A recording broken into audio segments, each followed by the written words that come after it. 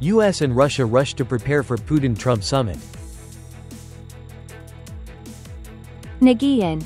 Meeting with the Nghệ An natives abroad for the Lunar New Year 2025.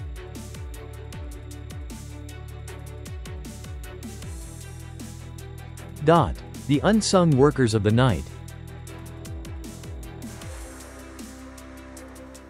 You're watching today's news on NTV.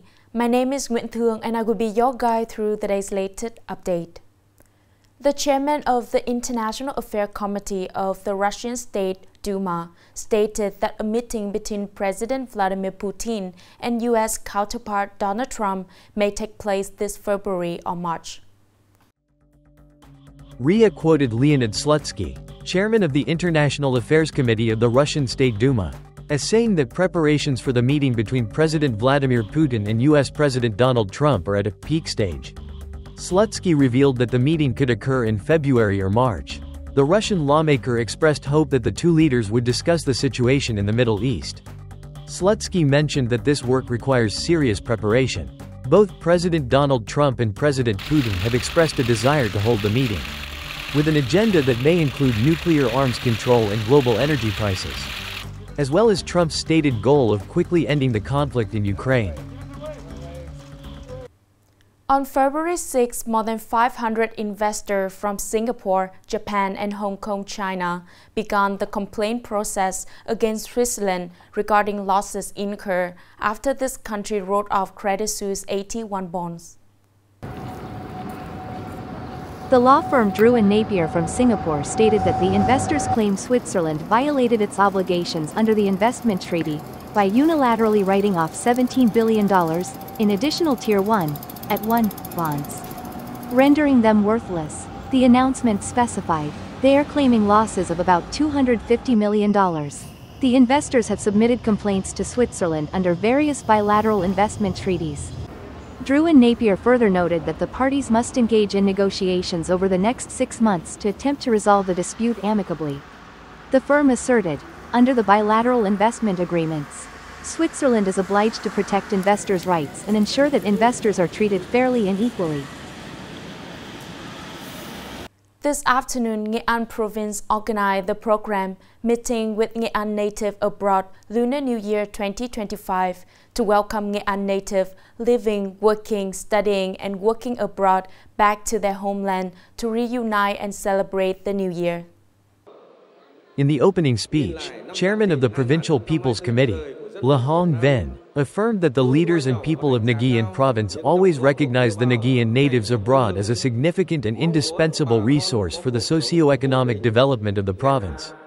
Therefore, this meeting is an opportunity for Nghệ An to show its concern for the Nghệ An natives abroad community and to listen to their feelings, aspirations, and desires regarding the construction and development of the province. During the meeting, in a spirit of openness, connection, and responsibility, representatives of the Nghệ An natives abroad expressed their emotions upon witnessing the strong changes in their homeland. They shared valuable experiences they have learned and accumulated while living and working abroad. Additionally, the Nghệ An natives abroad shared ideas and initiatives for the development of Nghệ An and committed to creating connections to seek investment cooperation opportunities. Even sharing technologies and knowledge acquired abroad, they also expressed confidence that their homeland, Nghệ An, will achieve remarkable progress in the near future. At the meeting, the Nghệ An Hot Tin Homeland Association in the Czech Republic, Poland, and Hungary donated 50 million Vietnamese dongs to SOS Children's Village in Vinh to help the children pursue their dreams and overcome challenges. Coming up next are some updated news.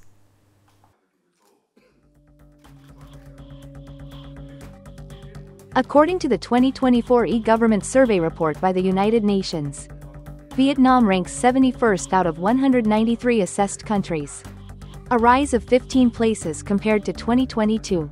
For the first time, Vietnam has been classified in the very high category for e-government development indices. As for Nghệ An, it has achieved 10 out of 11 goals related to digital government, 5 out of 6 goals for the digital economy, and 3 out of 3 goals for the digital society. Additionally, 100% of state agencies, from provincial to communal levels, are connected to specialized data transmission networks. according to the evaluation in the Index for Serving Citizens and Enterprises of Ministries, Sectors, and Localities on the National Public Service Portal. Nghệ An has risen 9 places compared to 2023.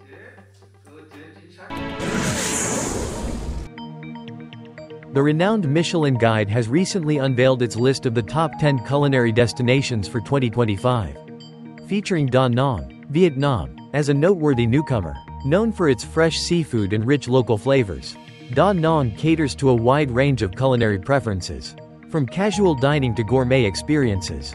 Additionally, Da Nang is conveniently located near the ancient town of Hoin, a UNESCO World Heritage Site, and the historic city of Hue, which is famous for its architecture, culture, and cuisine. Among the must-try dishes in Da Nang, the Michelin Guide recommends Quang noodles and fish cake noodles.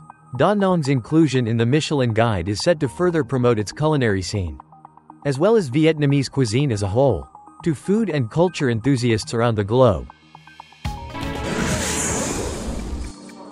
As of the morning of February 6th, the Central Tropical Hospital is treating 13 severe flu cases. At the Central Children's Hospital, the number of flu cases during the Tet holiday has increased 6-fold compared to before Tet, with 3 patients requiring mechanical ventilation. Dr. Kong Min Tuan, Deputy Director of the Hanoi Center for Disease Control, warns that Hanoi faces a risk of a seasonal flu outbreak. This is particularly concerning due to the influx of cases from various regions and the favorable weather conditions for virus spread during the winter-spring season. The Department of Preventive Health emphasizes that flu is an acute respiratory infection caused by a virus, with common symptoms including headaches, fever, cough, body aches, and fatigue. The flu is usually more severe than a common cold and can lead to pneumonia, encephalitis, systemic infections, and even life-threatening complications.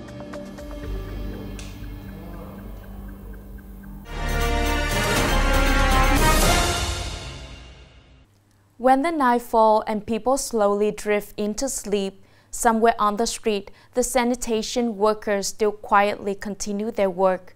Especially after the Lunar New Year, the amount of waste significantly increased, making their work even more challenging. Late at night, when the streets have fallen silent, sanitation workers tirelessly carry on with their duties. The sound of bamboo brooms sweeping the pavement and the glow of garbage trucks navigating through the alleys create a familiar rhythm that often goes unnoticed. They are the unsung heroes who keep the city clean and beautiful.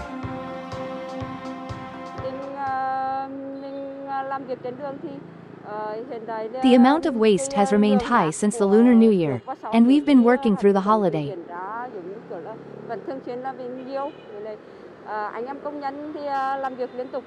With so many vehicles on the road, it complicates our work.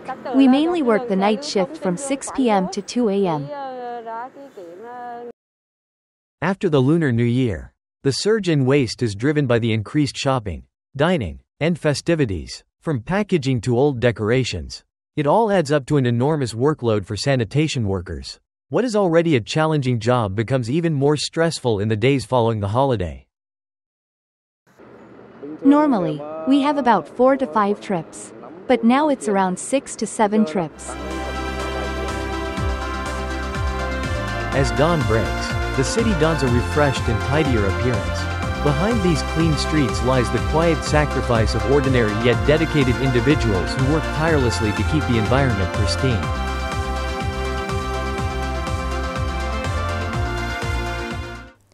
That is the end of today's news. Thanks for your watching and see you next time.